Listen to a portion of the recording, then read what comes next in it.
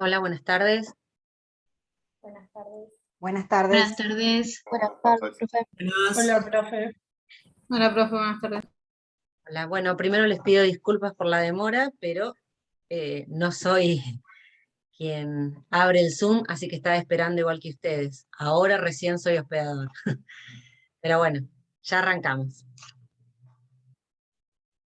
El que tiene cámara y me hace el favor, la prende, que es más fácil dar clase viendo quién está del otro lado y no viendo solo nombres que no sé si están en la clase o están en el patio tomando sol,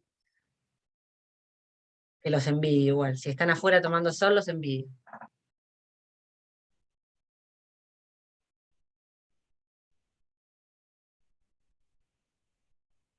El que no tiene cámara, no se haga problema, es solo para el que la tiene, si la prende mejor. Miren, ahí estoy viendo un montón de caras que hoy no estaban. Y también los voy conociendo.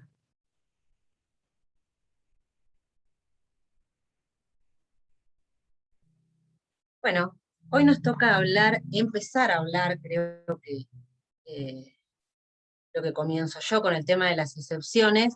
Es un tema muy importante, si bien hoy nos van a tocar 3 excepciones, es uno de los temas más importantes de la práctica en el proceso ejecutivo, y a mí me toca hablarles hoy de la excepción de incompetencia, falta de personería y falsedad de título.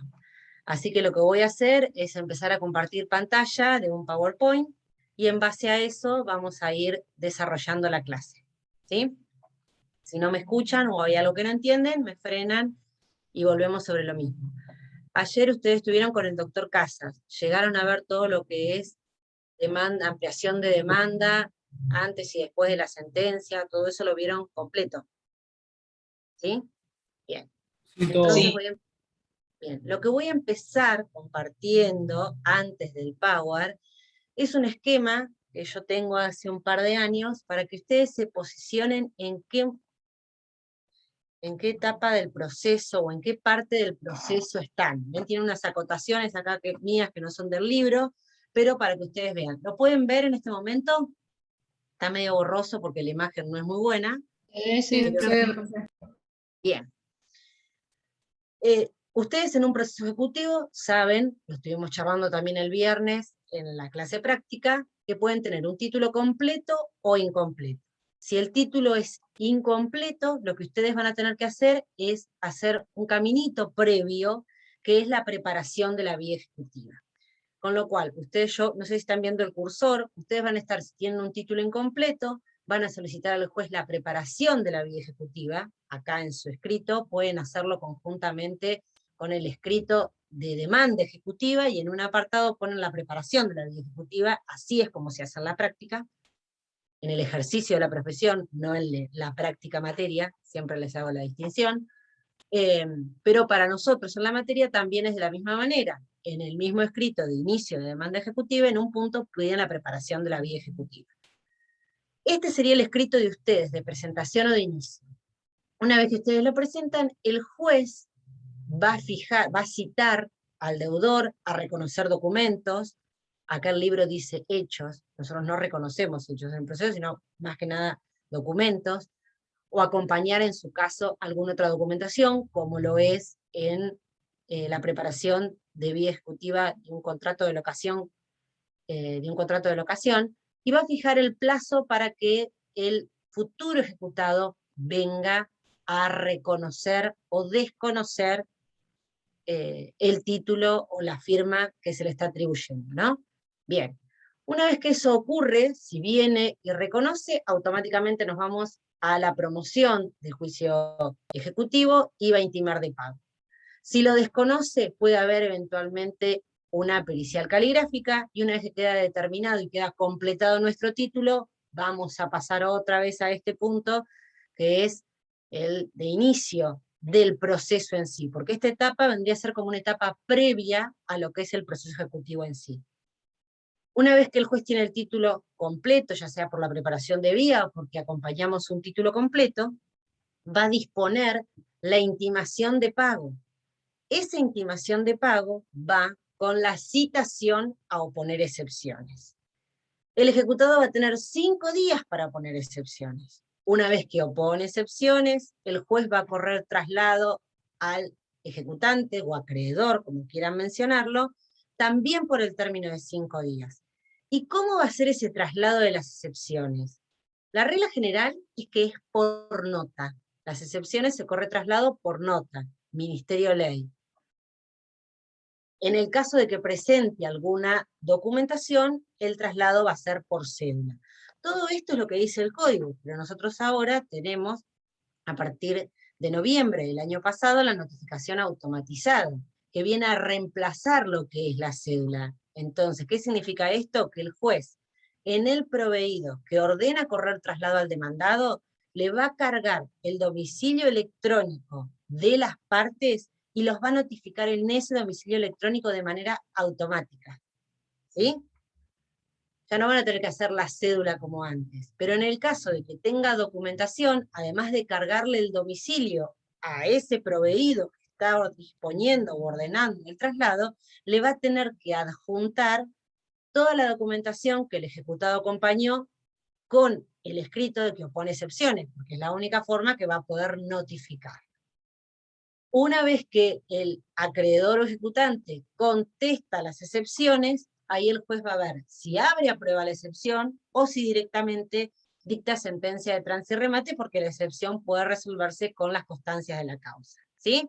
Eso para que ustedes más o menos se posicionen en qué etapa estaríamos ahora, que es de oposición de excepciones. Nosotros estaríamos en esta etapa del proceso ejecutivo. ¿Sí? ¿Se entendió un poco esto? Los escucho. No los veo porque estoy compartiendo pantalla. Sí, profe, se entendió. Bien, después si quieren les subo el gráfico mejor hecho y la explicación, no sé si les explicaron cómo es la notificación automatizada, pero sería un tema interesante para ver el viernes de la práctica. Porque nosotros estamos hablando de cédula y nota y ya no va más por cédula o por nota, sino todas las resoluciones deben notificarse de manera automatizada, salvo las excepciones que la propia acordada dice, una acordada de la SCBA que estaría modificando el Código de Procedimientos. Si bien no correspondería que una acordada modifique el Código de Procedimiento, hoy por hoy es lo que está ocurriendo. Por medio de acordadas se va modificando todo lo que es el procedimiento del código, ¿sí? Y es válido y ustedes lo tienen que saber. Así que cualquier cosa, si quieren, se podría agregar en un viernes de la práctica como es toda esta forma de notificación que es actual, que es a partir de noviembre del año pasado. Bien, ahora voy a compartirles pantalla directamente y vamos con el tema de hoy, que son las excepciones en el proceso ejecutivo. Bien. Como ya les adelanté un poco, las excepciones son defensas procesales. Defensas procesales que ¿quién interpone? Que interpone el ejecutado al recibir esa intimación de pago y embargo que se hace por medio de un mandamiento. Con lo cual él tiene, una vez que recibió el mandamiento, al día siguiente de la recepción empieza a computarse el plazo de estos 5 días que tiene para oponer las defensas procesales que se considere con derecho respecto al título que se ejecuta. Acá no hay contestación de demanda en el proceso ejecutivo. Por lo tanto, ustedes no pueden iniciar un escrito donde opone excepciones diciendo contesto demanda y arranca con el niego, la negativa general y categórica. Todo eso no va en el proceso ejecutivo. Al final de la clase les voy a mostrar un modelo de escrito de opone excepciones, que no es que tiene que ser así a rajatabla, no es que es el modelo que ustedes tienen que utilizar, sino todo lo contrario. Esto es una base para que ustedes lo redacten de la forma que consideren más apropiada. No significa que ese es el modelo que tienen que usar todos, pero sí Es una guía que van a tener ustedes para cuando tengan que hacer este escrito de oposición de excepciones. Para el caso de que el ejecutado no ponga excepciones, también puede presentarse, y lo que va a hacer es un escrito, se presenta, constituye domicilio y nada más. En este caso va a oponer excepciones. Les repito y les reitero, no hay contestación de demanda en el proceso ejecutivo. Estas excepciones pueden ser clasificadas de dos formas. Pueden ser las excepciones en general, no la que nos tocan hoy. Todas las excepciones pueden ser clasificadas en dilatorias o perentorias. ¿Por qué es importante esta clasificación? Es importante esta clasificación porque según se trate de uno u otro, es cómo va a continuar nuestro proceso. Las dilatorias lo único que hacen, como la palabra lo dice, es ganar tiempo. Si bien opongo esta excepción, y puede que el juez me haga lugar, no significa que se va a rechazar la ejecución, sino que va a demorar el trámite. Demorar porque falta algo concreto. No es que la vamos a utilizar solamente para que el juez pierda tiempo resolviendo la excepción. Si voy a interponer la excepción es porque me considero con derecho y porque hay algo para subsanar. Y las excepciones dilatorias son la falta de personería, la incompetencia y la litispendencia. Estas excepciones se dice que son de mero corte procesal, es decir, hacen al procedimiento y no a la sustancia, como si lo hacen las excepciones perentorias. Y las excepciones perentorias son la de falsedad, que vamos a ver hoy, inhabilidad de título, que van a ver mañana, prescripción, pago, compensación, quita, espera, remisión, novación, transacción, conciliación, compromiso y cosa juzgada. Eso sí hacen en la sustancia del título, y en el caso de que el juez haga lugar, se va a rechazar la ejecución. Pero ojo, no siempre se rechaza la ejecución, en su totalidad. Algunas de estas excepciones pueden proceder en forma parcial, y esto no significa que si procede en forma parcial la excepción sea dilatoria, no, es perentoria por la parte del proceso que quedó afuera.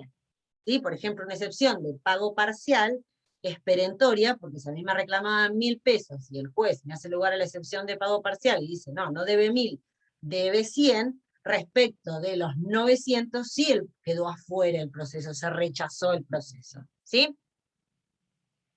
Bien, el artículo 542 dice que las únicas excepciones admisibles son las que detalle las que fuimos mencionando. Así tenemos la incompetencia, la falta de personería, litispendencia, falsedad o inhabilidad de título, prescripción, pago documentado. Esto es muy importante y ya van a ver cuando vean la excepción de pago, que no es un pago cualquiera, sino un pago que surja de un documento, compensación, lo mismo, tiene que surgir de un documento que además también traiga aparejada ejecución, quita, espera, remisión, novación, transacción, conciliación o compromiso documentado y cosa juzgada. El código habla de que son las únicas excepciones admisibles, pero dentro de la inhabilidad de título, como ustedes van a ver mañana, tiene distintas facetas, y además de la inhabilidad de título se puede plantear porque le falten los requisitos, algún requisito de los extrínsecos del título para ser considerado tal, o porque haya una falta de legitimación pasiva, que no está mencionada dentro de los incisos, pero va incluida y reconocida jurisprudencial y doctrinalmente dentro de la inhabilidad de título. Bien, luego de este pantallazo general, si voy rápido avísenme, vamos a hablar de la excepción que nos toca, una de las excepciones que nos toca hoy, que es la excepción de incompetencia. Primero lo que tenemos que hacer es definir qué es la competencia. La competencia del juez es el lugar o el ámbito dentro del cual él puede ejercitar la jurisdicción. Ahora vamos a decir, bueno, ¿y qué es la jurisdicción? La jurisdicción es la potestad o la facultad de administrar justicia, de impartir justicia. Entonces, todo juez tiene jurisdicción, porque toda persona que ha sido designada juez puede impartir justicia, pero no todos los jueces tienen competencia respecto de la causa que les llevan a decisión. ¿Sí? ¿Se entiende en general? Todo juez tiene jurisdicción, pero no todos tienen competencia. Cuando ustedes vayan a plantear la excepción de incompetencia, traten de no confundirse, porque algunos, no sé si porque la palabra es más bonita o más decorosa, usan excepción de falta de jurisdicción. No, está mal. Todo juez tiene jurisdicción, lo que puede faltarle es competencia respecto de determinada cuestión que se le somete a decisión. La competencia se divide o se clasifica según el territorio, según la materia, según el grado, el turno o el valor. Nosotros en los procesos ejecutivos, dentro de la provincia de Buenos Aires, lo que más vamos a ver es la excepción de incompetencia o la competencia en razón del territorio, porque en razón de la materia, a diferencia de Capital Federal, nosotros no tenemos dividida la justicia por materia civil y materia comercial. Nosotros tenemos civil y comercial todo junto. Lo que sí podemos tener es que se nos someta a un caso que no es materia del juez civil y comercial de la provincia y que tenga que ir a otro fuero. En razón del grado, hay cuestiones, y no nos va a pasar acá en el proceso ejecutivo, se los digo solo a modo de dato, que lo sepan, de grado, hay determinadas cuestiones que solamente pueden ir a la Suprema Corte, o a la Corte Suprema de Nación, y no al juez de primera instancia. Por razón de turno. ¿Qué significa turno? Por ejemplo, se nos atribuye una causa al juzgado 15, vamos a suponer, que si bien el doctor Casas puede ser competente en razón del territorio, en razón de la materia, pero previo a que se le asignen a él, debió pasar por la Receptoría General de Expedientes para que sortee cuál es el juez de turno al que se le atribuye. ¿Sí? Con lo cual, él puede tener jurisdicción, puede ser competente en razón de la materia, en razón del territorio, pero como no está de turno, no correspondía que se lo atribuyeran directamente a él el proceso, y sino a otro de los 16 juzgados de Mar del Plata. Y en razón del valor, nosotros tampoco tenemos acá dentro de la provincia de Buenos Aires discriminados o distribuidos los juzgados por cuestiones de monto. Siempre, en otro momento se estaba pidiendo a nivel de la doctrina y de los letrados que ejercen la profesión, de que se hiciera esto, juzgados que tengan competencia en cuestiones de poco monto, para no mezclar y no colapsar a la justicia civil y comercial con cuestiones que quizás podrían resolverse rápidamente en un proceso ejecutivo con cuestiones de poca cuantía, pero no es el caso acá en la provincia de Buenos Aires.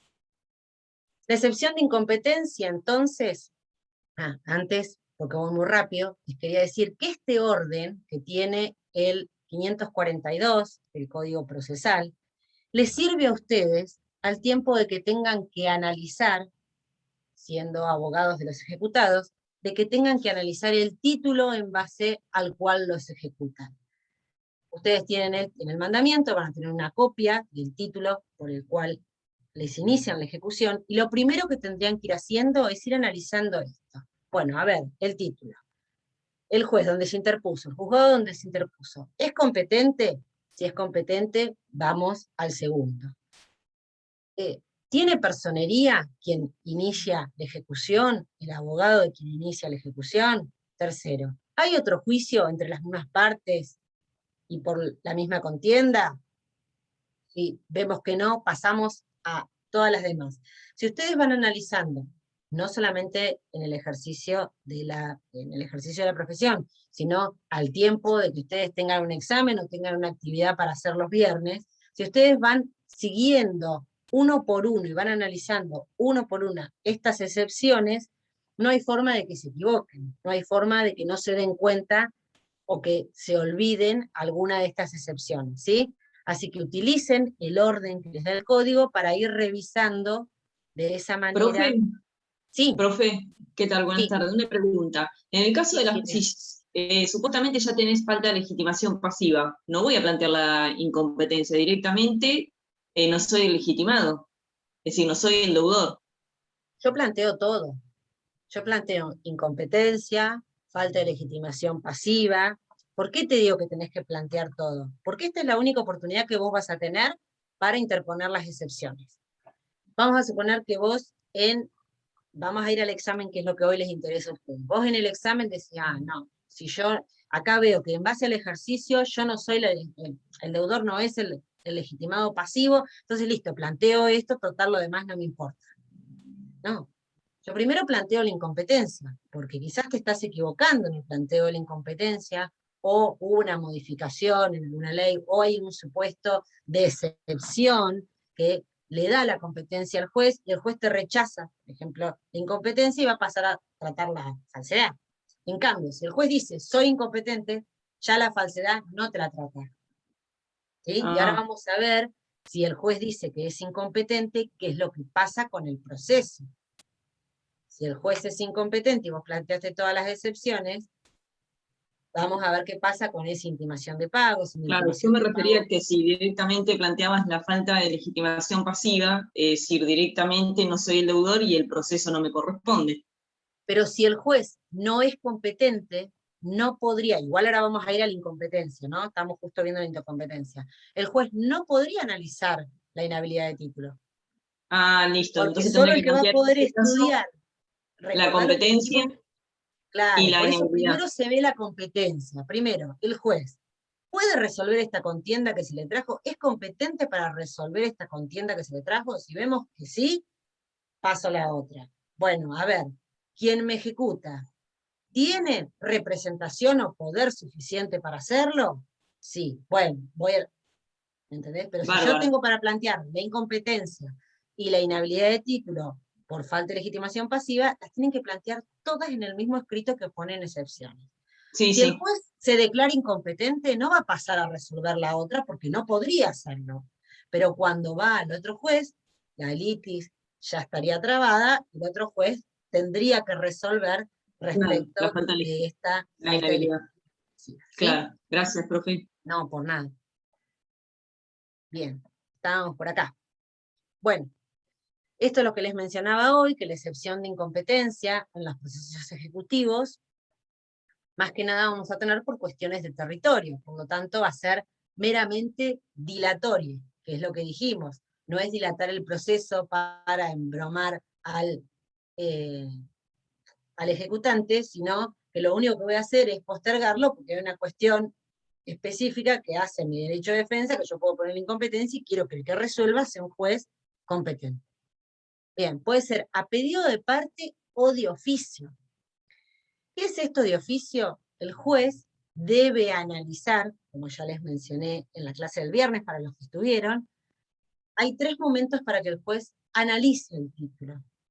Antes de dar curso a la intimación de pago, el juez debe mirar, revisar el título para ver si cumple con todos los recaudos legales, y ahí podría ver y advertir si es o no competente, y después, al tiempo de la oposición de excepciones y la sentencia y el dictado de la sentencia, que siempre es en el mismo momento, porque el juez resuelve las excepciones y dicta sentencia en un mismo acto. Si el juez no lo hace, si de oficio no se declara incompetente, la otra posibilidad que tenemos es que sea el ejecutado el que plantee la excepción de incompetencia. ¿Sí? Nosotros lo que vamos a hacer hincapié más que nada es en esto, a pedido de parte. Bien. Lo primero que nos vamos a fijar es si la competencia es federal. Si la Profe, ¿le puedo hacer una pregunta?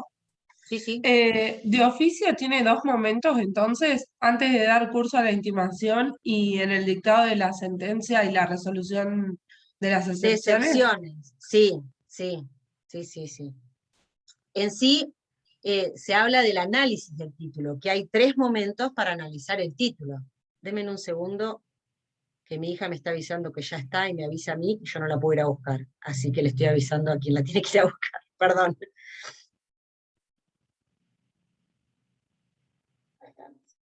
Disculpen, el juez tiene 3 momentos para analizar el título, se dice, al tiempo antes de librar el mandamiento de intimación de pago, y ahí ve, esto lo van a ver bien también cuando vean inhabilidad de título, y ahí ve si el título cumple con todos los requisitos legales, al tiempo de que le interpongan alguna excepción, ya sea la inhabilidad de título o en este caso incompetencia, ahí tendría que decir, ya no lo va a poder hacer de oficio, porque ya se lo están pidiendo, o al tiempo del dictado de la sentencia. Si ninguna de las partes alegó la incompetencia, tendrá que decirlo el juez de oficio al momento de dictado de la sentencia. Pero ¿qué pasa? No siempre el juez lo hace de oficio. ¿Cuándo podría hacerlo de oficio o debería? Si es una cuestión federal, por más que las partes no le digan, no le interpongan la excepción de incompetencia, si el juez civil y comercial de provincia ve que es una cuestión netamente federal, por ejemplo, se está procediendo ejecutivamente respecto de algo referido a la compra de un buque, que eso es competencia federal por 116 de la Constitución Nacional, el juez de primera instancia civil y comercial de la provincia debería decir, no, esperen, antes de la intimación de pago soy incompetente, vaya a la justicia federal, o si no se dio cuenta, al tiempo del dictado de la sentencia, debería declararse incompetente. ¿Y qué es lo que pasa si se declara incompetente y la cuestión es de otro fuero, es del fuero federal? Lo que hace es, dicta la resolución de incompetencia y archiva las actuaciones. Debe iniciarse un nuevo proceso en el fuero federal, desde cero. Se debe iniciar una demanda desde cero. Hay varias razones, pero ustedes piensen en esta práctica. No todos los abogados tienen matrícula federal. Si el juez y no el trámite no es idéntico al nuestro, si el juez civil y comercial manda la causa ya armada y todo para que continúe en la justicia federal y el abogado no tiene matrícula, no va a poder proceder. Entonces lo que se hace es se archiva la causa cuando es cuestión federal. Si un juez de provincia se declara incompetente en razón del territorio y lo tiene que mandar a cualquier otro juez de la provincia, manda la causa. Hoy es electrónica, se manda digitalmente, pero todos los pasos procesales que se cumplieron ante el juez incompetente los va a poder ver y los va a tener a la vista el nuevo juez que va a tener que dictar la resolución. Cuando también el juez debe de oficio inhibirse y decir no soy competente en las cuestiones, en las relaciones de consumo. Si están ejecutando un pagaré y se ve o se vislumbra una relación de consumo y el juez ve que se ha demandado en un lugar que no es, que ya lo vamos a ver específicamente en el pagaré, que no es el domicilio del consumidor, debe declararse incompetente de oficio, aún antes de que le planteen la excepción de incompetencia. ¿Sí? Hay un fallo de la SCBA, que ahora vamos a ver un ratito, que es Cuevas, que es muy importante, y que si bien a esta altura de la carrera no tenemos que decir es de lectura obligatoria, yo les recomiendo que lo lean, porque tiene muchos temas interesantes y que pueden ser objeto de preguntas o de muchas clases que vamos a ir tocando y volviendo sobre esos temas de relaciones de consumo. Bien. Después lo que tenemos que ver, si ya vemos que no es competencia federal, no hay una relación de consumo, vamos a ver si hay alguna norma legal que nos diga cuál es el juez competente. Porque hay supuestos, como en la ley de tarjeta de crédito o en la ley de cheque, que dice expresamente cuál es el juez competente si estamos ejecutando el saldo de una tarjeta de crédito o si estamos ejecutando un cheque. ¿Sí? Entonces, seguimos analizando. Si no es competencia federal, si no hay una relación de consumo y tampoco hay un artículo específico que diga cuál es el juez competente, nos vamos a ir a la regla genérica del artículo 5 del Código Procesal Civil y Comercial. Acá, bueno, lo que dice el Power ya se los adelanté, lo conversamos. ¿Qué ocurre si se hace lugar a la excepción? Si es competencia federal, como yo les decía, se archiva la causa y debe iniciarse un proceso nuevo en la instancia federal, y si es dentro de la provincia de Buenos Aires, el juez que va a entender en materia civil y comercial, lo que se hace es, el juez se declara incompetente y se remite por intermedio de receptoría la causa al juzgado que resulta competente. Hoy se hace todo electrónico, no se lleva más el expediente como se hacía antes, sino que se hace una radicación electrónica de juzgado a juzgado. Bien. Profesora, disculpe, ¿le puedo hacer una ¿Sí? consulta?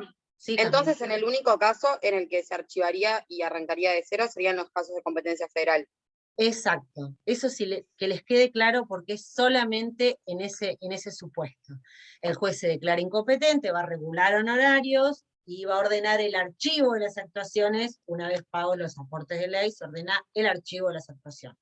En los otros supuestos se declara incompetente y se manda, vamos a suponer que el que se declara incompetente es un juez de Mar del Plata y debía intervenir un juez de La Plata, lo que hace es, se declara incompetente y se remite electrónicamente a la Receptoría General de Expedientes de La Plata para que realice el sorteo del juez civil y comercial que por turno corresponda. Y entonces ya Receptoría de La Plata es el que va a asignar al juez, a uno de todos los jueces civiles y comerciales de primera instancia que tiene para entender en ese juicio.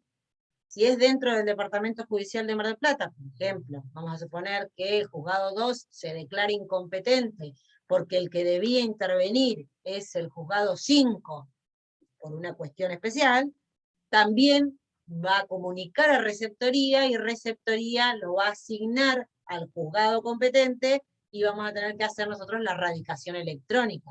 Esta radicación electrónica, que yo les decía, ¿qué implica? Implica que el juzgado que recibe la causa, tildando una opción que dice ver todos los organismos, puede ver la demanda ejecutiva, puede ver, en su caso, si se intimó de pago el mandamiento de intimación de pago, va a poder ver todos los pasos procesales que se habían cumplimentado en el anterior, ante el anterior juez, antes de que se declarase incompetente, ¿sí? Como ya no tenemos más el papel, no importa, esto todo es electrónico, el juzgado que resulte competente va a tener que poder ver todo esto, todo el expediente como si lo tuviera en papel. ¿Sí? ¿Se entendió? Sí, profe. Sí. Bárbaro. Bien. Vamos a las reglas generales del artículo 5 del Código Procesal. Esto es una cuestión patrimonial, por lo tanto, si todas son cuestiones patrimoniales, las de los procesos ejecutivos, válidamente se puede prorrogar expresa o tácitamente la competencia. Y ahora vamos a ver cuáles son los supuestos también de prórroga tácita. Yo les decía que no siempre el juez se declara incompetente de oficio. Debería hacerlo cuando hay cuestiones de orden público, cuando están en juego normas de orden público, como por ejemplo son la ley de tarjeta de crédito, que tiene un artículo específico que dice que es una ley de orden público, y que tiene otro artículo, que ya lo vamos a ver, que dice cuál es el juez competente en cada uno de los procesos que habilita a entablar. Y otras de las cuestiones cuando estamos frente a un préstamo de consumo. La ley de defensa del consumidor, ustedes saben que es de orden público, el artículo 36 dice cuál es el juez competente, y ahí el juez debería de oficio declararse incompetente, aunque haya una prórroga expresa de la competencia. Ya la vamos a ir viendo. Por más que las partes pacten, es decir, haya una cláusula en el contrato que diga que prorrogan la competencia o que pactan la competencia de, no sé, el juzgado de Trenquelauquen, si la norma es de orden público, si la ley es de orden público, tiene que estar como por no escrita esa prórroga, ¿sí? Cuando la norma es de orden público. Si no tenemos normas de orden público, en cuestiones patrimoniales se puede prorrogar. Y va a ser juez competente. En las acciones personales, si no se pactó la competencia, va a ser el lugar de cumplimiento de la obligación, o el del domicilio del demandado, o el del lugar del contrato. Este último supuesto, el lugar del contrato, el juez va a ser competente siempre y cuando el demandado se encuentre en ese lugar al tiempo de la notificación. En este caso no sería notificación, sino tendríamos que hablar de intimación de pago. Y esto es elección del actor. El actor puede elegir el lugar de cumplimiento de la obligación, o el domicilio del deudor, o el lugar del contrato, siempre que el demandado se encuentre ahí. Si nuestro demandado no tiene un domicilio fijo, puede ser demandado en el lugar donde se encuentre, o el de la última residencia. Y esto, les repito, es a elección del acreedor. Acá habla de actor porque recuerden que estamos hablando de reglas generales del Código de Procedimiento y no hay una norma específica dentro del proceso ejecutivo. Pero si ustedes les hacemos una pregunta en el examen, lo que fuera, traten de cambiar la palabra actor por ejecutante o acreedor. ¿Sí? Y el inciso 5 del artículo 5 dice que en las acciones personales, como todas las del proceso ejecutivo, cuando sean varios los demandados y las obligaciones sean solidarias o indivisibles, puedo elegir el domicilio de uno de ellos. Y el otro, demandado, obligado por una obligación solidaria, no puede interponer incompetencia porque él reside en otro lugar o vive en otro lugar. ¿Por qué? Por el inciso 5 decimos, si uno de los demandados de una obligación indivisible o solidaria tiene su domicilio en determinado lugar, a elección del acreedor se puede demandar ejecutivamente en ese lugar y no va a ser pasible de una excepción de incompetencia por parte de los restantes demandados. Bueno, ahora vamos, esto es lo que más tienen que manejar, porque como esto es la práctica, no le vamos a preguntar cuestiones de fondo, lo que sí vamos a ver son pequeños casos prácticos. Entonces, vamos a ir viendo cada uno de los títulos, o la mayoría de los títulos que tenemos en los procesos ejecutivos. El pagaré. El pagaré no tiene una norma específica que diga cuál es el juez competente a los fines de la ejecución del pagaré, pero es una obligación personal, con lo cual vamos a ir a las reglas del artículo 5, que va a ser juez competente el lugar de cumplimiento de la obligación, o en su caso, como decimos, el domicilio del deudor. Este lugar de cumplimiento de la obligación, ¿recuerdan cuando vieron el pagaré, que es uno de los requisitos del título, que debe figurar en el título, el lugar de cumplimiento, ¿lo recuerdan? Sí, Sí, pero daba la excepción de que si no aparecía iba a ser el domicilio del liberador, ¿no? No. No. Si no el lugar de está creación.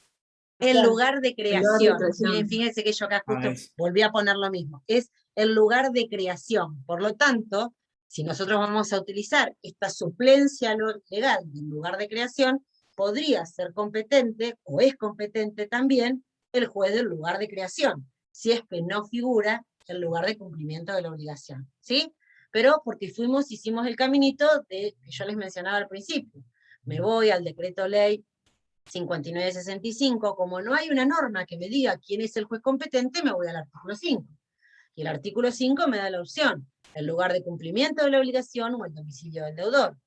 Si yo no tengo en el pagaré el lugar de cumplimiento de la obligación, puedo utilizar el lugar de creación en base a la suplencia legal y va a ser ahí el juez competente. ¿Sí? Entonces, para interponer la excepción de incompetencia, lo que tengo que ver es que no se trate de ninguno de estos supuestos. Tienen que verlo al inverso. Yo estoy diciendo cuál es el juez competente, por lo tanto, si ustedes saben cuál es el juez competente y les van a ejecutar un pagaré, si ven que quien está el lugar donde se interpuso, el juzgado donde se interpuso la acción, no es competente, van a poder plantear la excepción. En el caso del pagaré de consumo, lo dice el artículo 36, el juez competente es el del domicilio del consumidor. No importa que haya una cláusula especial de prórroga de competencia, no importa nada, lo único que importa es el domicilio del consumidor. Es una ley de orden público que debe cumplirse. Por lo tanto, el juez debería de oficio, si advierte que se trata de una relación de consumo y que están demandando en un lugar donde no es el domicilio del deudor, debería declararse incompetente de oficio, sin esperar a que el ejecutado interponga la excepción. Porque como estamos frente a una relación de consumo, en un 90% de los procesos donde se ejecutan pagarés de consumo, o como van a ver, préstamos de consumo, el ejecutado no se presenta. No se presenta porque está en un grado inferior respecto del acreedor ejecutante. Por lo tanto, el juez debe seguir protegiendo al consumidor, y si él no es competente, debería declarar su incompetencia y mandarlo al juez del domicilio del deudor. ¿Cómo se dan cuenta de esto?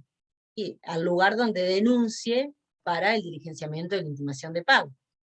¿Qué pasa? Al comienzo puede ser que indiquen un domicilio al inicio de la demanda, puede ser que indiquen un domicilio del deudor en el mismo lugar que se está ejecutando, en la misma ciudad donde se está ejecutando.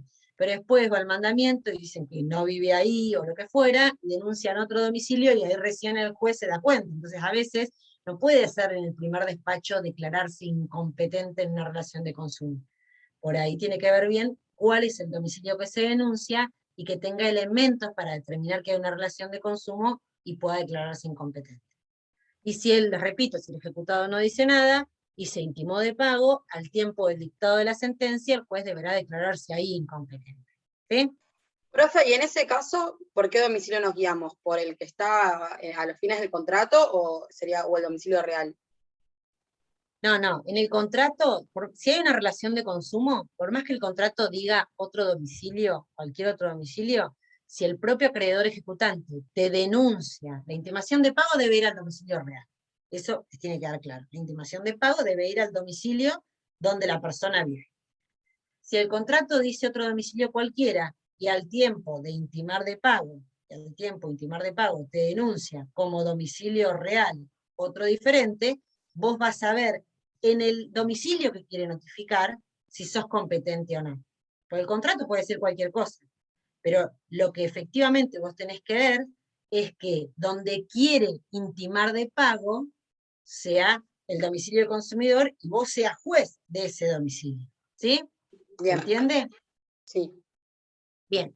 Cuenta corriente bancaria, estamos en lo mismo. No hay una norma específica en el Código Civil y Comercial que disponga cuál es el juez competente cuando se quiere ejecutar el saldo deudor de una cuenta corriente bancaria. Por lo tanto, nos vamos al inciso 3 del artículo 5, y nos va a decir el lugar de cumplimiento de la obligación.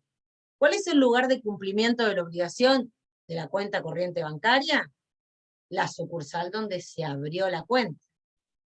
¿Sí? Si yo abrí la cuenta en el Banco Provincia, sucursal Tribunales de Mar del Plata, va a ser el juez competente cualquiera de Mar del Plata. No me voy a tener que ir a la central que está en Cava, ¿sí? Sino el lugar de cumplimiento de la obligación, que es donde se abrió la cuenta corriente bancaria. O puede ser el domicilio del deudor, si está en otro lugar, a elección del acreedor.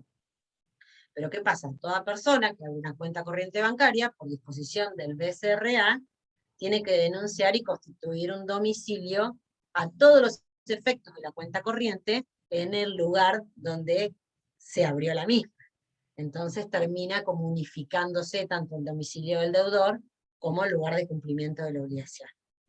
Si el acreedor elige, vamos a suponer, el domicilio del deudor, que puede ser que esté en otra ciudad, el deudor no puede venir, no, yo quiero que sea el lugar de cumplimiento de la obligación y por eso pongo la excepción de incompetencia.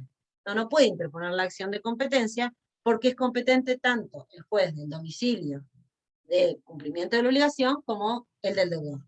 ¿Sí? Y esa elección es del acreedor, no es del deudor. ¿Sí? Tarjeta de crédito. La tarjeta de crédito, como ya se los adelanté, sí es una norma de orden público, es una ley de orden público y tiene un artículo, que es el 52, que dice expresamente cuál es el juez competente. Si la ejecución es entre el emisor y el titular, el juez competente va a ser el del domicilio del titular. No hay otra opción. Por más que hayan pactado lo contrario, ustedes tengan el contrato de emisión de tarjeta de crédito que diga que pactan la jurisdicción del Tribunal Arbitral de Mar del Plata y el domicilio es en Tandil, tiene que ir a Tandil. No hay, por más que lo hayan pactado, que me hablen, hay una ley de orden público que dice cuál es el juez competente y las partes no pueden apartarse de lo que la ley dice. Si el que reclama es el emisor contra el titular y el fiador, va a ser siempre el domicilio del titular. Si la ejecución es entre el emisor y el fiador, el domicilio del fiador. Si el proceso es entre el emisor y el proveedor, va a ser el domicilio del proveedor. ¿Cómo hacen para no equivocarse nunca, más allá de que ustedes tienen la posibilidad de leer el artículo 52 de la ley de tarjeta de crédito al tiempo del examen y el día de mañana con más razón en el ejercicio de la profesión? Nunca es el del titular. Perdón, nunca es el del emisor. Nunca es el del emisor. Siempre va a ser el del ejecutado. ¿Sí? Y si tengo 2 ejecutados, gana el titular ante el fiado. Checo. Bueno, el artículo 3 de la ley 24.452 dice expresamente, si bien no habla de juez competente, habla de ley aplicable. Y toda la doctrina y jurisprudencia entiende que ley aplicable hace también a lo que es el juez competente. Y dice que es el domicilio del girado contra el cual se libre el cheque. Es decir, el domicilio del banco girado. O el domicilio del librador registrado en el banco. Esto a elección del que lo ejecuta. ¿Sí? Por lo tanto, juez competente va a ser el del domicilio del banco girado o el del domicilio del librador que está registrado en el banco a opción del acreedor. Con respecto a los alquileres y las expensas, ustedes en la clase que tienen subida al campo se unifica, yo los dividí, pero para que nos quede más ordenado, no hay una disposición específica. Por lo tanto, las partes no solo podrían libremente pactar otro lugar, o como yo les mencionaba, en los alquileres la mayoría de las veces, la mayoría no, muchas veces se pacta la competencia del tribunal arbitral, ya sea de acá de Mar del Plata o puede ser otro lugar, pueden pactarlo válidamente. Pero si no hay ningún pacto, vamos a estar al artículo 5, inciso tercero, al lugar de cumplimiento de la obligación, que es donde deben abonarse los alquileres, o el domicilio del deudor, que en el 90% de los casos, 99 les diría yo, coincide con el lugar de cumplimiento de la obligación. Con respecto a las expensas, en provincia no hay una norma específica, así que vamos al artículo 5, inciso 3, el lugar donde debe cumplirse la obligación del pago de expensas, o el domicilio del deudor, eso a elección del acreedor. Les repito, esto es a los fines de la competencia, a ver dónde interpongo la demanda ejecutiva, o dónde me tengo que defender yo. Pero esto no significa que la intimación de pago deba realizarse en la misma ciudad. El juez de Mar del Plata puede ser competente para el cobro de expensas de todas las unidades funcionales de Mar del Plata, pero quizás el domicilio del deudor está, como pasa muchas veces, en Capital Federal o en otra ciudad. Por lo tanto, el juez competente es el de acá de Mar del Plata, porque el cumplimiento de la obligación es acá, pero eso no significa que la intimación de pago indefectiblemente deba hacerse en el domicilio del deudor y que el mismo se encuentre acá en Mar del Plata. El domicilio del deudor puede estar en cualquier otro lugar. A diferencia, recuerden bien, del pagaré de consumo. Sí o sí tiene que ser el juez competente el del lugar del domicilio del deudor. Entonces va a coincidir la competencia con el domicilio del deudor. En el Código de Nación, sí. Profe, perdón. Entonces, para las expensas aplicamos directamente el artículo 5. No tiene que ver tampoco dónde está la unidad funcional. Por ejemplo, Pasa que al artículo 5, que es, pero en Código de Nación tiene una norma específica de competencia. Y el Código de Nación dice, la ubicación de la unidad funcional determina Claro, la competencia. Bien. En provincia, vos no tenés eso. Entonces te vas al artículo 5. Y vas a ir al lugar de cumplimiento de la obligación o el domicilio del deudor. Yo, todas las que veo acá en Mar del Plata son acá, por más que el domicilio del deudor esté en otro lugar, porque es la forma más rápida y ágil. Imagínense que en el cobro ejecutivo de expensas se embarga automáticamente el bien y después se subasta, y qué mejor que sea todo en el lugar de ubicación del bien, claro. Y no que esté fallando un juez que vive en otra localidad o que está en otro lugar sobre la cuestión esta del departamento. Recuerde que en expensas, en el Código de Nación, sí hay específicamente un artículo que habla de cuál es el juez competente. ¿Sí? Bueno, ¿quedó clara más o menos la excepción de incompetencia? Sí, sí. ¿Cuándo deben interponerla? Recuerden ir analizando, vean qué título tienen, vamos a el código o la ley que regule ese título. Si ahí no tengo ninguna norma que haga referencia a la competencia, me voy al artículo 5 y veo si lo que eligió el acreedor es lo que está habilitado por el artículo 5. ¿Sí? Profe, en el caso de las expensas, ¿se podría pactar una competencia distinta en el reglamento de propiedad? Sí, pueden plantear porque es una cuestión, como dijimos hoy, una obligación personal, una cuestión patrimonial, que las partes pueden prorrogarlo y no hay una norma de orden público que diga cuál es el juez competente. Por lo tanto, siempre que no tengas nada de eso, que no haya una ley de orden público y sea una cuestión patrimonial, podés pactar la competencia de otro lugar. Sí, Bien, válidamente. gracias. Pasa que nunca vi que si, por ejemplo, reglamento de copropiedades de un edificio de Cámara de Plata pactan la competencia de otra ciudad. Pero Claro, sí, sí, podría sería raro. pasar. Pero todo puede pasar. Bien. Ahora terminamos con la excepción de incompetencia y vamos a la excepción de falta de personería. Estamos posicionados en el mismo momento que hablábamos cuando hablamos de la excepción de incompetencia. Es decir, me llegó una intimación de pago, a partir del día siguiente de la intimación de pago, yo tengo 5 días para presentarme y oponer todas las excepciones a las que me considere con derecho, inclusive la excepción de falta de personería. Esperen que voy a mirar, no sé si no me veo muy oscura, no, sigo clara. Como tengo minimizado las caras, tengo que ver qué es lo que estoy compartiendo y no sabía si se me había bajado mucho la luz o no. Bien, si estoy en las penumbras me avisan.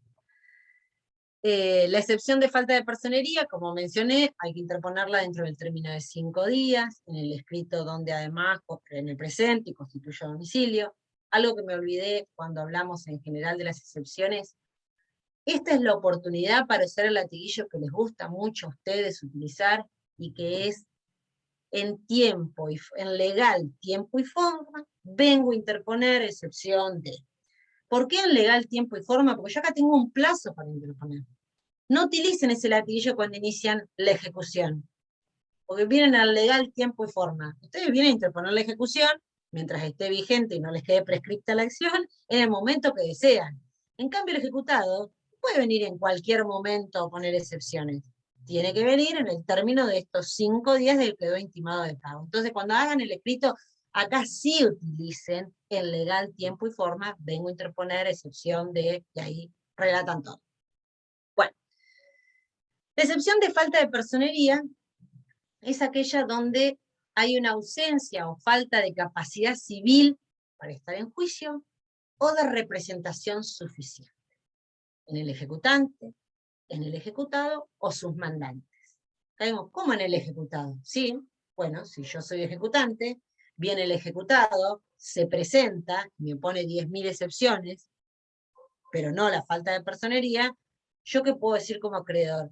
Señor juez, hay una falta de personería en el ejecutante, le falta algo procesal para poder continuar con este proceso. Recuerden que esto era una excepción dilatoria, lo que significa que la puede subsanar y continuamos con el juicio. Bien, la falta de personería está específicamente relacionada con que la persona que se presenta en juicio, con un derecho que no es de él, y con un documento defectuoso o insuficiente para representar al titular del derecho. O, si bien el derecho es propio, necesita la asistencia de otro para estar en juicio. Ustedes dicen, bueno, ¿cuál es el supuesto? El supuesto puede ser el de un menor, adolescente de 13 años, que se presenta en juicio solo. Ah, bueno, necesita el acompañamiento de su representante legal. Viene un abogado con un poder especial. Y decimos, no, poder especial no, te falta representación porque el poder especial es para determinado juicio y este es, por ejemplo, era para iniciar una sucesión y acá vos me estás cobrando, no sé, un pagaré, un cheque. Es decir, vamos a la cuestión netamente procesal y de representación. No hay que confundirlo con la legitimación, que eso lo van a ver en inhabilidad de título, y la falta de legitimación activa o pasiva. Por ejemplo, vamos a suponer, se presenta fulano de tal y le confiere poder al abogado Juan Pérez para que inicie todos los cobros ejecutivos de expensas del consorcio tal y tal. Bien. El juez libre mandamiento de intimación de pago contra el titular de la unidad funcional, y cuando se presenta dice, falta de personería. Acá el abogado está invocando ser apoderado del consorcio, si bien en el poder expresamente dice que es para el cobro ejecutivo de expensas, lo hizo a título personal el administrador. Le faltó decir que viene en carácter de administrador. Es decir, le falta algo al poder, no al derecho que se reclama, ¿sí? Sino una cuestión netamente procesal, que se va a subsanar y va a poder continuar con el proceso. Bueno, acá les menciona el power, y que quiero que lo charlemos, es el supuesto de cese de mandato y la diferencia con la revocación del poder.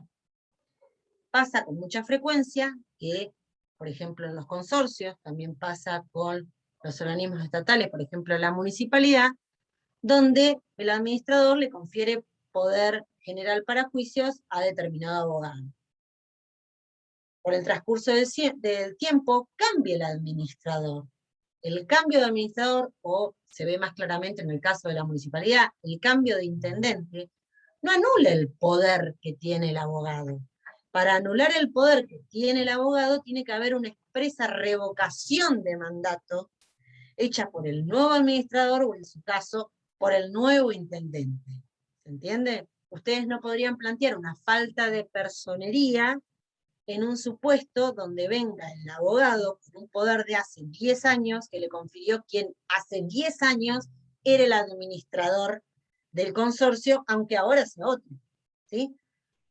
Ustedes pueden tener, en base a este ejemplo, un poder conferido por el administrador Juan Pérez puede ser hasta hace un año atrás, y el certificado de deudas por expensas que se generaron durante este año esté suscrito por Roberto Martínez, que es el nuevo administrador. ¿Se entiende? Es decir, el cambio de administrador no revoca el poder del abogado, por lo tanto no puede ser utilizado como una excepción de falta de personería. ¿Sí? Otro supuesto que se ha dicho que... Perdón, no... profe. Sí. En este caso, ¿el nuevo administrador es el que tiene que ratificar o no, o revocar el poder del abogado? No tiene que ratificarlo. Mientras no lo revoque, el poder está vigente. Por eso, pero no puede, es decir, el que lo tendría que revocar sería el nuevo administrador. Exacto. Si el nuevo administrador revocó el mandato, bueno, ahí sí podríamos hablar de una falta de personería, y el que lo opone, el ejecutado que lo opone, deberá decir, acá tengo el acta de designación del nuevo administrador, por ejemplo, y el acta de asamblea donde se decidió revocarle más Claro. la notificación efectiva al abogado donde se le revocó el poder con anterioridad al inicio de la causa. También puede ser que al momento de iniciar la causa el poder estaba vigente y se lo revoquen después. Claro, y en Entonces, ese caso... de ahí en adelante tiene que cambiar el abogado, pero el juicio está debidamente interpuesto. ¿Sí? Ah, bárbaro. Supuesto de no agregación de documentos. ¿Qué es esto? Por ejemplo, vamos a suponer, el caso más práctico para mí es el de expensas, porque es donde vemos más mandato, donde vemos representación y demás. El escribano dice que el señor fulano de tal, en carácter de administrador, le confiere poder a determinado abogado para que realice todas las gestiones referidas al consorcio y demás. Si dice quien manifiesta ser administrador, y no dice nada de la documentación, ahí sí podríamos decir, che, bueno, pero falta que agregue los documentos, o falta la exhibición de documentos. Pero ¿qué hacen los escribanos? Los escribanos dicen, conforme a acta de asamblea que exhibe y tengo a la vista, resulta ser administrador. Entonces ahí no puedo poner una falta de personería diciendo, pero no me mostró el carácter de administrador con el acta de asamblea, porque el escribano que da fe lo tuvo a la vista y dijo que lo vio. Entonces tienen que ver también en qué momento ustedes pueden plantear una falta de personería. La pueden plantear si el escribano no dice nada, no dice que lo tuvo a la vista, dice que fulano y tal manifiesta ser administrador, le pueden poner, bueno, falta de personería. Vos, administrador, tenés que traer la documentación que acredite que efectivamente estás representando al consorcio. ¿Sí? Bueno, diferencia con la falta de legitimación. La falta de legitimación hace al derecho, es decir, quien me demanda no es acreedor, o al que le reclaman no es el deudor. Esta es la diferencia sustancial, y la van a ver por mañana cuando vean específicamente la falta de legitimación, con la falta de representación. El representante no tiene nada que ver con el derecho, o con la calidad de acreedor o deudor, sino que es la persona que viene a representar al acreedor o al deudor.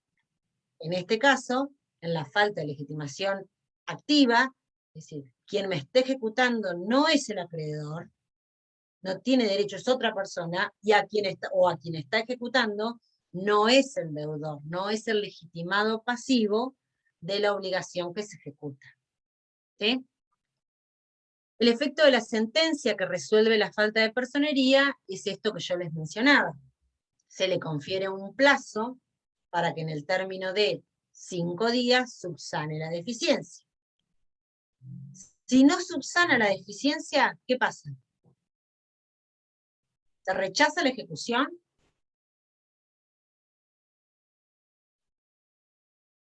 ¿Alguien sabe?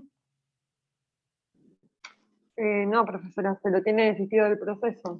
Exacto, se lo tiene por desistido del proceso. Lo subsanan, siempre lo traen, salvo que no lo tengan, que sea algo que no puedan obtenerlo. Pero si no, lo que se hace es se le confiere, esto sí ha sido pregunta de examen, no en estos términos, sino en otro, se le confiere un plazo de 5 días para que subsane la deficiencia. Si no lo subsana, se lo tiene por desistido, si lo subsana, continuamos con el proceso. Este tipo de resolución, la que resuelve la falta de personería, no es una sentencia definitiva en los términos de interposición de los recursos extraordinarios. Ténganlo presente. Es decir, no es definitiva. Esto no lo puedo apelar a la Cámara y después de la Cámara llegar a la Corte. No, porque no es definitivo, porque es algo que puede subsanarse en este proceso o en otro. ¿Sí? Pero no olvidarme nada. Y ahí vamos a la excepción, a mi gusto, más interesante. La incompetencia se utiliza mucho, se usa mucho. La excepción de falsedad, de las 3 que me tocan dar hoy, es una de las más interesantes para mí. Bien. Me organizo, no estoy viendo nada. Denme un segundo que voy a prender la luz.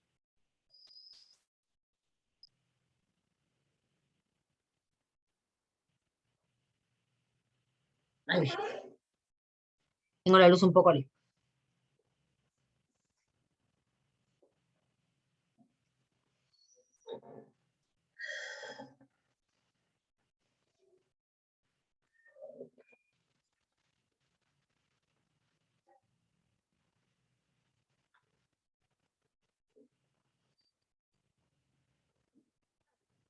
Ahí estamos. No estaba viendo ni las teclas de la máquina. Ahí volvemos a compartir. ¿Se está compartiendo la pantalla? Sí. Sí, profe. Bien. La excepción de falsedad es una de las que está expresamente detallada en el 542, inciso 4 del Código Procesal. Y el Código dice que es aquella defensa que podrá fundarse únicamente en la adulteración del documento. No se trata de una falsedad ideológica, es decir, yo no pongo la excepción de falsedad porque hay una disconformidad entre lo que dice el título y lo que debió decir o lo que yo creía que debía decir. Porque eso sería una falsedad ideológica, y en el proceso ejecutivo ustedes saben que no se puede discutir la causa de la obligación. Con lo cual, esta excepción de falsedad hace a las formas extrínsecas del documento, no a los requisitos del título ejecutivo, sino a las formas extrínsecas del instrumento, como ahora lo vamos a ver. El documento fue alterado, se borró y se enmendó. Bueno, ahora vamos a ir viendo cuáles son los supuestos. Esto yo lo hice a modo de que sea un poco más participativo, y yo les voy a ir preguntando a ustedes, en base a esa definición que les di, si ustedes consideran que puede ser un supuesto de falsedad. Recuerden, solo son supuestos de falsedad cuando se adulteró el documento. ¿Sí? Bien. Entonces vamos. La utilización de máquinas o tintas distintas. Vamos a suponer en un pagaré. Empecé con una máquina de escribir y terminé escribiendo a mano. ¿Sería falso el documento? ¿Eso sería una alteración del documento? No, porque no es un requisito. Pero yo puedo entender de que si yo lo hice como máquina y arriba me lo escriben con lapiceras, que lo están adulterando. Pero si arriba me lo escriben con lapicera, Claro. ahí estaría enmendado, raspado. Sí. Esto está escrito con distintas máquinas o distintos tipos de letra o distintas lapiceras. Empecé con una lapicera. No es una excepción. No sería un supuesto de falsedad. No es falso. Se utilizaron el llenado en tiempos distintos. Yo tengo la firma y la fecha en un momento y todo. Tampoco. Llenar un pagaré en blanco. ¿Sería falso? Tampoco. No, Sí. tampoco. Tampoco. Cuando se firma un pagaré en blanco, hay un mandato tácito. ¿Puede ser que ponga cualquier cosa y que me invente cualquiera? Sí, puede ser. Pero hace la excepción de falsedad de título, que yo diga, no, pero él me prestó solamente 1.000, porque, no sé, me faltaba 1.000 para comprar el auto, pero ahora puso que son 50.000. ¿Puedo hablar de eso? No, porque no puedo discutir la causa y la obligación. Si yo firmé un pagaré en blanco y me lo completaron con otra cosa, no hace a la falsedad del título, del instrumento. Sí hay una falsedad ideológica, porque está poniendo otra cosa que no tiene nada que ver con nuestro negocio originario, pero no lo puedo discutir en un proceso ejecutivo, porque no puedo discutir la causa de la obligación. Entonces, si me completaron un pagaré que yo firmé en blanco, por más que cuando lo completaron pusieron cosas que no tenían nada que ver con la obligación original, no es un supuesto de falsedad, porque no puedo discutir la causa de la obligación. Pero si yo advierto que hubo un lavado, acá dice lavado mecánico o químico, es cuando veo que se borró, se cambió, cuando noto que puede haber sido adulterado, cuando hay enmendaduras, o raspados, o enmiendas, o sobrelineados. Yo veo que en números decía 10.000, después con otra tinta veo que le agregaron otro 0 más, pese a que si fuera solamente eso con otra tinta, yo no podría decir nada. Pero si además le agregaron en letras, en un espacio donde no entra, o dice enmendado abajo, 100.000 vale, ahí sí podría intentar este supuesto de falsedad. Si veo que tacharon, enmendaron, borraron, rasparon. Porque Profe, imagínense que un pagaré, si yo me equivoco, lo rompo y hago otro. ¿Sí? Cuando en el momento que lo estamos haciendo y todavía no lo firmó, puede hacerse otro, no necesitas indefectiblemente que se mantenga ese en el que se equivocaron, ¿sí? Sí, ¿te hago tiene una pregunta? Sí, Agustina. Sí, en el caso de que se agrega un 0, por ejemplo, pero la suma en letras esté clara, se está la suma en letras, ¿no? Sí. O sea, no se podría plantear la falsedad. No, se está Perfecto. la suma en letras, sí. Sí, cuestión jurisprudencial eso, no hay nada no hay a lo que lo diga, ¿no? Pero cuando hay una enmienda o hay un sobrelineado, es evidente en los títulos. Y si no es evidente, lamentablemente no va a ser lugar a la excepción de falsedad, porque tranquilamente puede haber sido llenado con 2 tintas distintas o en 2 momentos distintos. ¿Sí? Bien. Supuesto de falsedad de instrumento público. En base a lo que dijimos, que solamente puede fundarse en la adulteración de un documento, si es un instrumento público donde interviene un escribano que da fe, o un oficial público que da fe, ¿podría interponerse la falsedad del título? No. No, No, tiene que plantearse la redargución de la falsedad. deducción. No podría O sea, plantearse no podría como hacerse como excepción. excepción, No podría claro. plantearse como excepción en el proceso ejecutivo. Sí lo va a poder hacer en un proceso de redargución de falsedad que vendríamos a encuadrarlo en el juicio ordinario posterior. No obstante ello, hay un supuesto donde la Corte de Justicia de la Nación lo habilitó, que es este fallo Credil con Carfagna, que no necesitan leerlo todo, sino solamente necesitan saber que en este supuesto excepcional, como el propio deudor dice, pese a que hay un escribano que dice que firmé, yo no firmé, y estaba en juego la vivienda del deudor, la Corte habilitó que se abra prueba la excepción de falsedad. Y ahí pudo demostrarse que efectivamente no había firmado el título, pero fue un caso excepcional, excepcionalísimo, y porque estaba en juego la única vivienda del deudor. Por eso se habilitó. ¿Sí? Pero si ustedes en alguna pregunta de examen les hablamos, plantea excepción de incompetencia de una ejecución hipotecaria, eso estaría mal, porque no corresponde plantear, salvo que nos digan única vivienda del deudor y nos den 10.000 detalles, como para decir, aplicando el supuesto de Corte de Nación, o solicito que se aplique el criterio de Corte de Nación en Credil con Carfagna, ustedes no podrían plantearlo como excepción, sino tendrían que ir al juicio ordinario posterior y solicitar la redargución de falsedad de ese instrumento, donde en la redargución de falsedad no solamente va a intervenir acreedor y deudor, sino que vamos a citar al escribano que intervino, o al funcionario público que dio fe, ¿sí? Como que se nos incorpora otra parte más, por eso tampoco podría hacerse dentro de un proceso ejecutivo. Sepan que hay este supuesto súper excepcional, pero la regla es que no puede plantearse como excepción. Bien. Acá escribí muy feo, supuesto, vamos a cambiarlo ya que estoy. Supuesto de reconocimiento del documento en la preparación de la vía ejecutiva. ¿Qué pasa si viene el deudor? Lo citamos en esa preparación de vía, que yo les comenté que todavía no estamos en el proceso, sino es una etapa previa, y reconoce expresamente la firma. ¿Puede plantear la excepción de falsedad? ¿Qué opinan ustedes? No. Para mí sí. Si vos viniste, reconociste y dijiste que era tu firma, ¿vas a venir después a plantear la excepción de falsedad? No, podría plantear la inhabilidad de título, pero la falsedad no.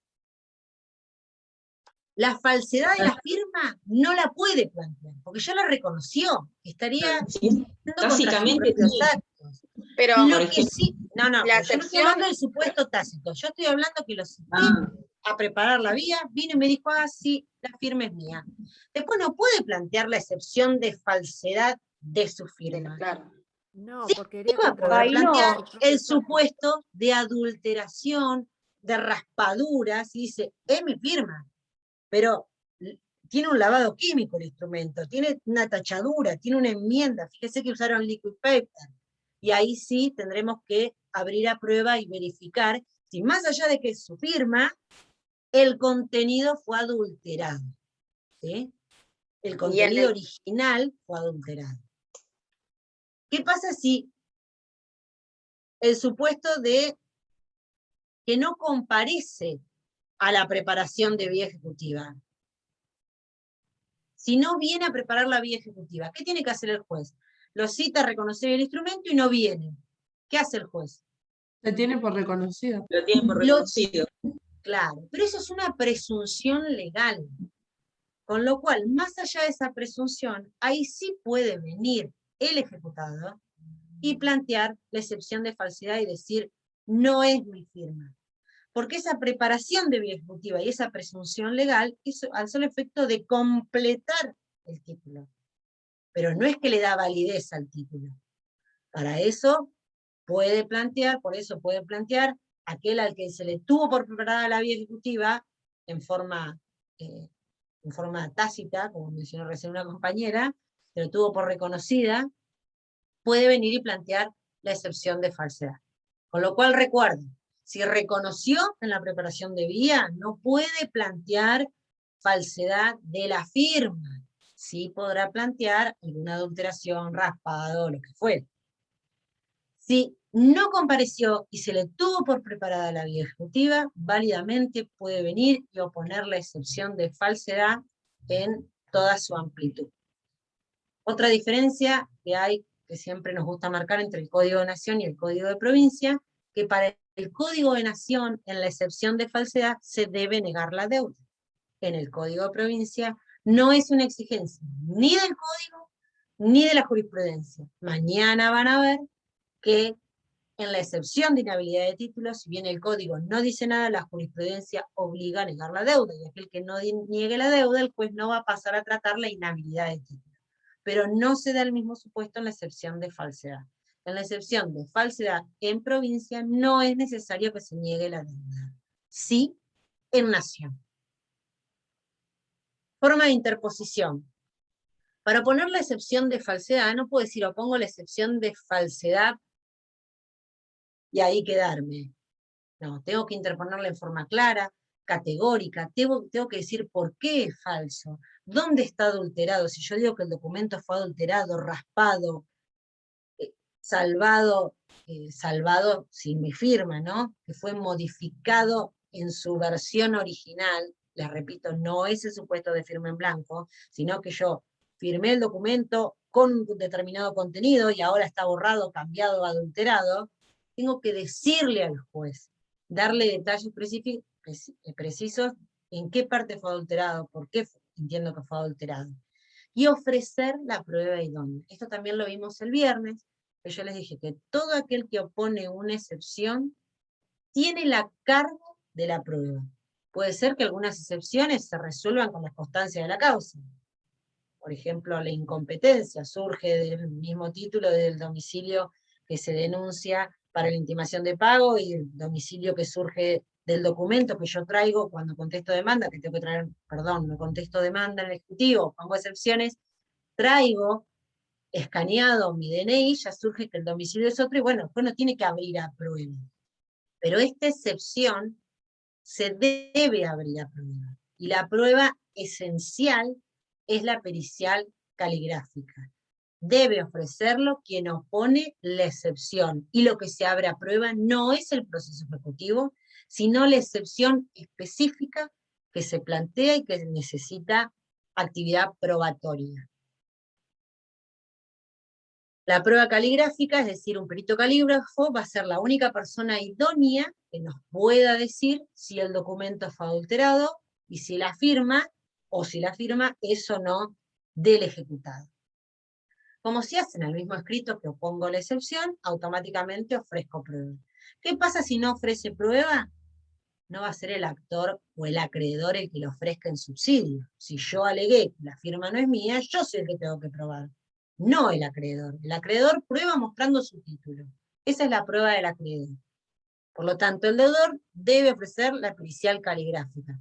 ¿Cómo lo ofrece? Le dice, señor juez, a los fines de acreditar la falsedad del título, ofrezco la prueba pericial caligráfica. A tal fin, solicito que se desinsacule perito calígrafo. ¿Por qué hablo de desinsacular y no de sorteo? Esta desinsaculación o esta lista de peritos la tiene la Cámara Departamental en un organismo, que es el organismo de Contralor, donde están todos los expertos que se anotan en determinada profesión, en determinada categoría. ¿Qué hace el organismo de Contralor? Procede a desinsacular, es decir, sacar de la lista un perito, y hasta tanto no termine toda la vuelta, toda la lista de los peritos, no lo vuelve a incorporar. Por eso no se habla de sorteo, porque sorteo sería aleatorio. Pongo a todos en una bolsa, sorteo, saco uno y ese es el que va. ¿Qué pasa? Si yo hago un sorteo, puede ser que un perito tenga mucha suerte y salga 10 veces, o mucha mala suerte, en un mes, y otros que no salgan nunca. Por eso se habla de desinsaculación, es decir, saco el primero de la lista, hasta tanto no se han desinsaculado todos, no lo vuelvo a incorporar. Una vez que dieron la vuelta todos, incorporo al primero y voy otra vez. Por eso se habla de desinsaculación, y nosotros pedimos y queremos que cuando ustedes ofrezcan esta prueba, hablen de desinsacular y no de sortear. Hay dos métodos para Profe, una realizar. consulta. Sí, Agustina, te escucho. En el caso de que no se ofrezca la pericial, ¿el juez la puede ordenar? En caso No. de que sea... El juez no puede Ah, suplir la inactividad de las partes. El que tiene la carga de la prueba es el ejecutado. Está en cabeza del ejecutado probar la defensa articulada. Si no ofrece pruebas, ¿sabes qué hace el juez? Automáticamente tiene, desde que opuso excepciones, como no abrió a prueba la excepción, tiene 10 días para dictar sentencia. ¿Y sabes qué va a decir? Va a decir, no habiéndose ofrecido prueba y siendo carga exclusiva del ejecutante, corresponde rechazar la excepción de falsedad interpuesta, porque no ofreció prueba y era carga de él ofrecer. En el momento que se pide la desinsaculación del perito, se ponen los puntos de pericia. Es decir, le voy a decir al perito qué es lo que quiero que vea, qué es lo que quiero que pruebe. Y hay dos métodos, el cotejo y el cuerpo de escritura. ¿Cuándo se hace el cuerpo de escritura? El cuerpo de escritura se hace siempre que vayamos contra el ejecutado y el ejecutado esté presente y no tenga ninguna imposibilidad de escribir. Porque el cuerpo de escritura es, el perito calígrafo va a citar al ejecutado y lo va a hacer escribir en un papel especial, con la mano derecha, con la mano izquierda, sentado, parado, inclinando el codo, con apoyo, sin apoyo. Los va a hacer distintos tipos de escritura, porque si no, sería muy fácil que, por ejemplo, si la persona es derecha, el día que firmó el padrero firme con la izquierda. Entonces ya con eso, si solamente hago una firma tranquila con la derecha, me va a decir que no es la misma tipología. Yo creo que el calígrafo igual lo puede descubrir, porque está capacitado y preparado para eso. Pero de todos modos, el cuerpo de escritura lo que se hace es hacerlo escribir de distintas formas, con distintas lapiceras, con distinto papel, con la mano izquierda, con la mano derecha, con apoyo, sin apoyo. Eso es el cuerpo de escritura. Y la técnica del cotejo, que a ustedes también, a ustedes hablo en general a los alumnos, les gusta mucho solicitarla cuando ofrecen la prueba caligráfica, es solamente cuando el ejecutado no puede, por algún impedimento especial, realizar el cuerpo de escritura o porque falleció, porque no está más. Entonces, ¿qué le voy a decir al perito calígrafo? Una vez desinsaculado el perito calígrafo y teniendo a la vista documentos indubitados, que detallo, los documentos indubitados pueden ser una escritura, donde firmó, el carnet de conducir, si lo reservaron y tiene la firma, algún documento que dejó en algún banco o en ANSES, que teniendo a la vista documentos indubitados, proceda a cotejar si la firma impuesta en el título, en el pagaré, se corresponde con el ejecutado en auto, señor fulano de tal, o con la persona a la cual se le atribuye la firma. Ahí le decimos que coteje. Si yo tengo al ejecutado, lo que le voy a decir es que se desinsacule, perito calígrafo, a los fines de que, previa citación a la formación de cuerpo de escritura, proceda a informar o a dictaminar, la palabra justa sería dictaminar, si la firma inserta en el título cuya ejecución se pretende resulta ser del señor fulano de tal. ¿Sí? Eso es en cuanto a si yo desconozco la firma. Si hace enmiendas o raspaduras, lo que voy a tener que decir, indique si se verifica algún lavado material o químico. Indique si se puede determinar que ha sido tachado, raspado, determinada parte del título que se ejecuta, ¿sí? Entonces, cotejo y cuerpo de escritura para cuando desconocen la firma. Y solamente voy a usar el cotejo si el ejecutado está imposibilitado, no que se fue de vacaciones, porque de última cuando viene lo hace, si está imposibilitado, tiene una imposibilidad física para realizar el cuerpo de escritura, o si falleció. Si no, es siempre cuerpo de escritura. ¿Sí? ¿Les quedó claro eso? En el mismo momento que pongo la excepción, ofrezco la prueba, le pido al juez que sortee y le digo sobre qué tiene que hacer la prueba.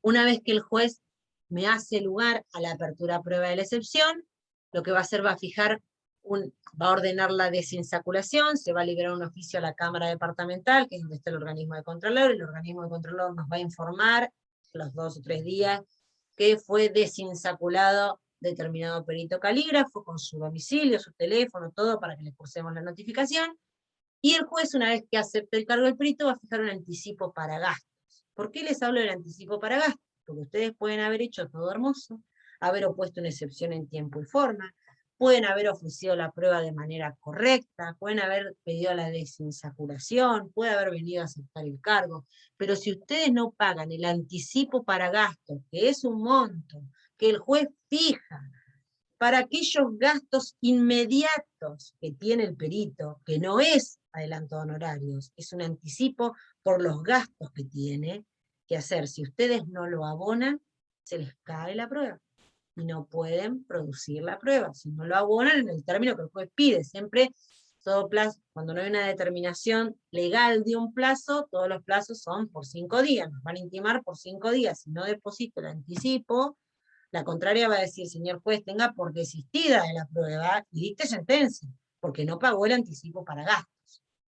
¿Sí? ¿Qué pasa si nos citan Profe. Sí. Perdón. Natalia. ¿Y si no se ponen los puntos de pericia también? Si no se oponen los puntos de pericia, tampoco va a poder realizar la prueba, porque vos le tenés que decir qué especialidad querés y para qué lo querés. Este es tu momento, no lo podés hacer después, no se puede subsanar después porque precluyó tu oportunidad de hacerlo. Esto los van a ver en el 463 y siguientes, que habla de la prueba pericial y el ofrecimiento de prueba. ¿Sí? Perfecto, gracias. Si bien no están las normas del proceso ejecutivo, vamos a las reglas generales de prueba, para analizar y comprender todo esto. ¿Qué pasa si yo la ofrecí correctamente, pedí la desinsaculación correcta, pagué el anticipo, y el ejecutador no viene a formar el cuerpo de escritura, o nunca le traigo documentos indubitados? ¿Qué pasa? ¿Se tendrá por reconocida en la firma? Se tiene por reconocida la firma. En sí, ¿qué pasa? Se le da por desistido de la prueba, es decir, no probaste nada, y en consecuencia, si no probaste, te rechazo la excepción. ¿Sí? Y el título es plenamente válido para continuar con la ejecución. Sale todo en la sentencia. Si no comparece, se lo tiene por desistido de la prueba, y si no tiene prueba, nos vamos a como cuando empezamos, como si no lo hubiera opuesto. ¿Cuál es el efecto de la sentencia? Esta excepción de falsedad, ¿ustedes qué consideran? ¿Que es perentoria o dilatoria? Perentoria. Perentoria, muy bien Anaí, porque si el juez hace lugar a la excepción de falsedad, se rechaza la ejecución. ¿Sí? No hay posibilidad de subsanación. Y el efecto de la sentencia es definitivo a los fines de la interposición del recurso extraordinario ante la Suprema Corte.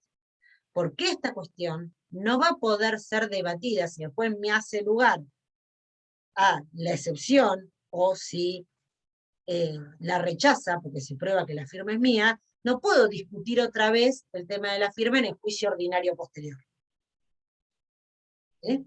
Por lo tanto, el efecto de la sentencia es que se rechaza la ejecución, y esta sentencia es definitiva en los términos del artículo 248 del CPCC. Ustedes me van a decir ahora, hace 2 semanas que empezamos, me está hablando de recurso extraordinario, y digo sí, porque después cuando vean recurso extraordinario, no voy a volver sobre la sentencia, ninguno de los profes va a volver respecto de la sentencia que hace lugar o que rechaza una excepción de falsedad.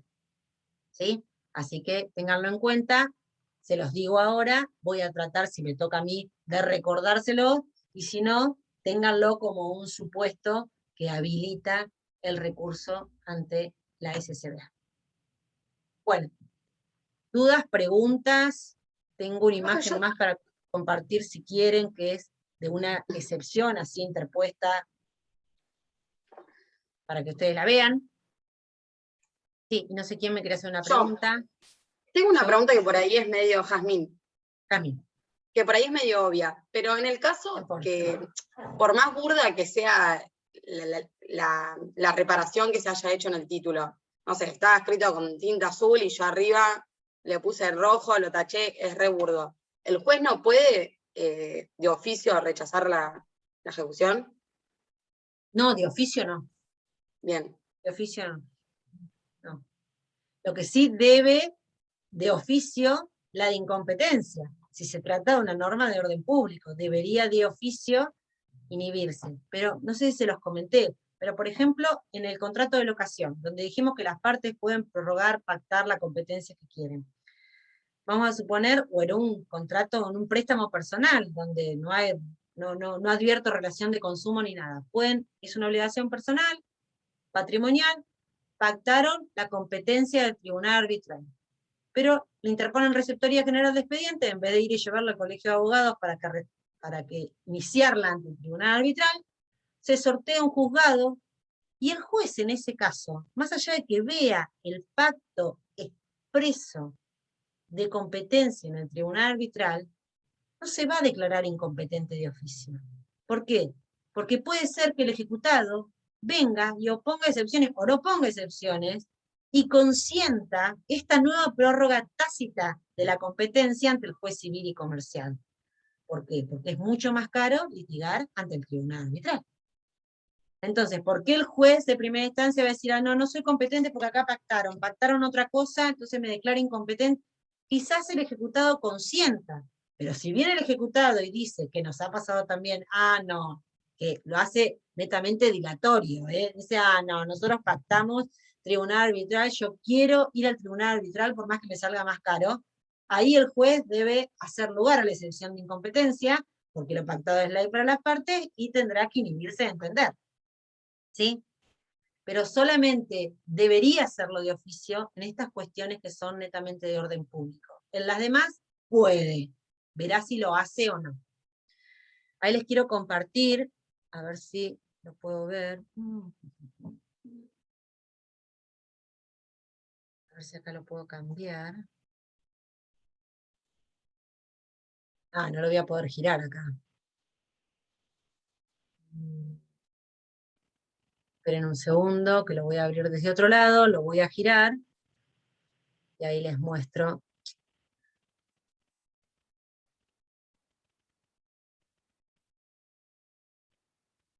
Bien.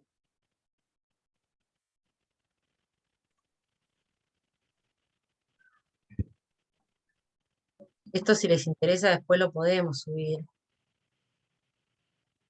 Pero lo voy a redactar.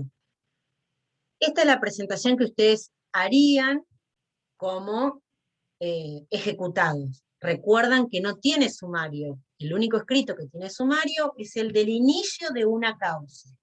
La demanda tiene sumario, pero no el escrito donde uno se presenta a poner excepciones o se presenta a constituir solamente domicilio.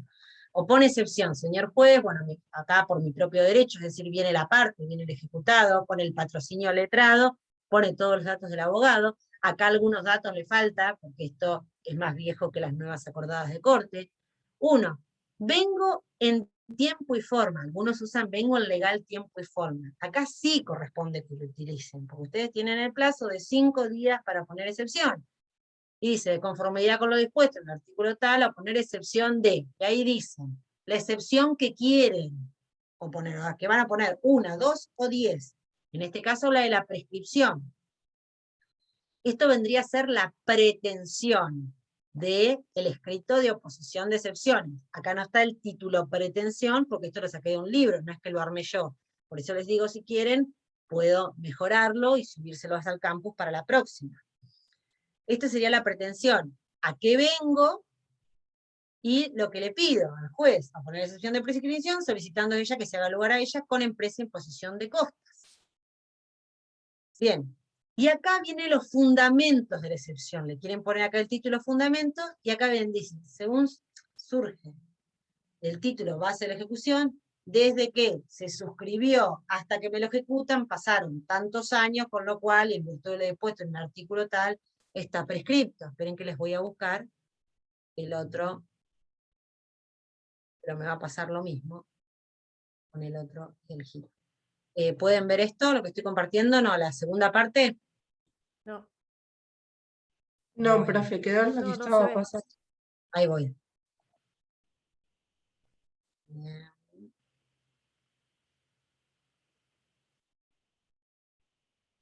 Ahí les voy a volver a compartir. Cuesta un poco. Ya lo saben, creo que ustedes ya saben que nos cuesta a los profes un poco esto de la tecnología. ¿Ven? La deuda, conforme surge el título, la deuda se tornó exigible hasta la promoción de la presente demanda ocurrida en tal y tal, transcurrió el plazo de prescripción previsto en el artículo tal de 2 años, 3 años. Ahora cuando vean prescripción, también van a ver la prescripción de cada uno de los títulos. Esa sería una interposición de excepción, ahí está el fundamento. Si fuera alguna de las que vimos, por ejemplo, la falsedad, en el punto 3 iría prueba, a los fines de acreditar los extremos, ofrezco la producción de la prueba pericial caligráfica, y ahí le digo, a tal fin solicito que se desinsacule un perito calígrafo, el cual, previa citación al deudor para la formación del cuerpo de escritura, dictamine, 2 puntos. Si la firma impresa en el título cuya ejecución se pretende, se corresponde al deudor ejecutado. Punto. Ese sería el único punto de pericia para la excepción de falsedad. Si voy a ir a la de enmiendas y raspaduras, puedo tener alguna que otra más. En el otro punto, si yo estoy interponiendo, una excepción perentoria, es decir, que si el juez me hace lugar, se va a rechazar la ejecución, ¿qué puedo hacer? En otro punto, puedo pedir levantamiento de un embargo. Si ya me embargó, porque tiene un título completo, y yo le estoy diciendo, señor juez, la ejecución no procede, porque hay una de estas excepciones que son perentorias, le pido que me levante el embargo. Una vez que termine esto, por todo lo expuesto, solicito. Y ahí vamos lo que es el petitorio. Se me tenga por presentado parte y constituido domicilio procesal, se tenga por opuesta la excepción, la que fuera, en tiempo y forma, se provea, en el caso de la prueba ofrecida, se proceda al levantamiento del embargo, oportunamente se haga lugar a la excepción y se rechace la ejecución con costas. Este sería un escrito común, básico, de lo que es una interposición de excepciones. No tiene ninguna ciencia.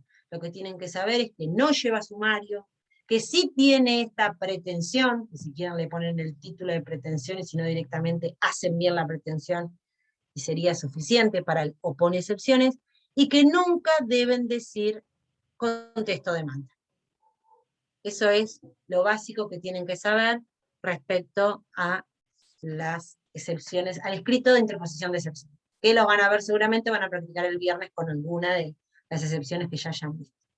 ¿Sí? Profe, igual si no ¿Sí? es mucho problema, ¿lo podría subir al campus, como dijo? Sí, pero lo quiero redactar. Esto, lo que les hice antes de empezar la clase, mientras me estaba preparando, es ver el libro, sacar una foto y compartirlo, pero les voy a completar con los títulos, como queremos nosotros, les voy a poner, voy a usar otra excepción, que sea de las que vimos, entonces voy a decir, ofrece prueba, más allá de que sé que a la cátedra no le gusta la suba de modelos, lo que les pido es, si yo les subo un modelo, y el viernes tienen que hacer un escrito de estos, no copien textual lo que yo puse.